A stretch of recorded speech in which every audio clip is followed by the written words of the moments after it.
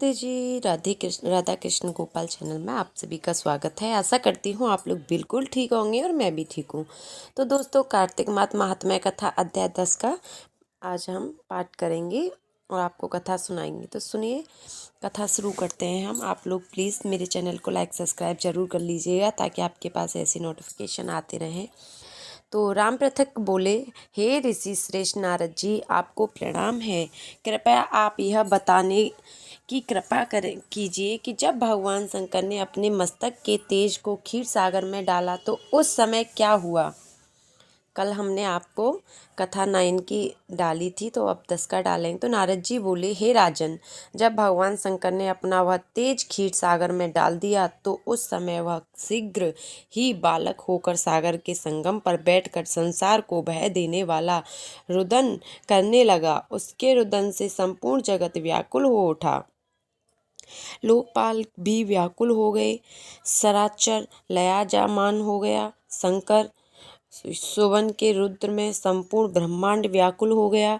यह देखकर सभी देवता और ऋषि मुनि व्याकुल होकर ब्रह्मा जी की शरण में गए और उन्हें प्रणाम कर उनकी स्तुति करने लगे।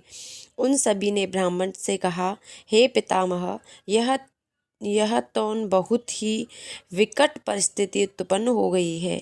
हे महायोगिन, इसको नष्ट कीजिए।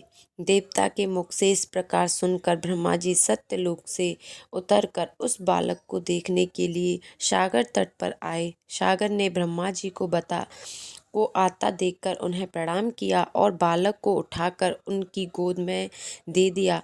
आश्चर्यचकित होते हुए ब्रह्मा जी ने पूछा, हे सागर, यह बालक किसका है? शीघ्रता पूर्वक कहो। सागर विनम्रता पूर्वक बोला, प्रभु, यह तो मुझे ज्ञात नहीं है, परंतु मैं इतना अवश्य जानता हूँ कि यह गंगा सागर के संगम पर प्रकट हुआ है। इसीलिए ये जगत गुरु, आप इस बालक का जात कर्म आदि संस्कार कर के इसका जातक फल बताइए। नारद जी राजा पृथक से बोले, सागर ब्रह्मा जी के गले में हाथ डालकर बार बार उनका आकर्षण कर रहा था।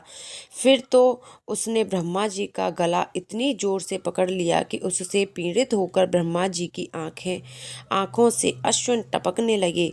ब्रह्मा जी ने अपने दोनों हाथों का जोर लगाकर किसी प्रकार सागर से अपना गला छुड़वाया और सागर ने कहा, हे सागर, सुनो, मैं तुम्हारे इस पुत्र का जातक फल कहता हूँ। मेरे नेत्रों से जो यह जल निकला है, इस कारण इसका नाम जलंधर होगा।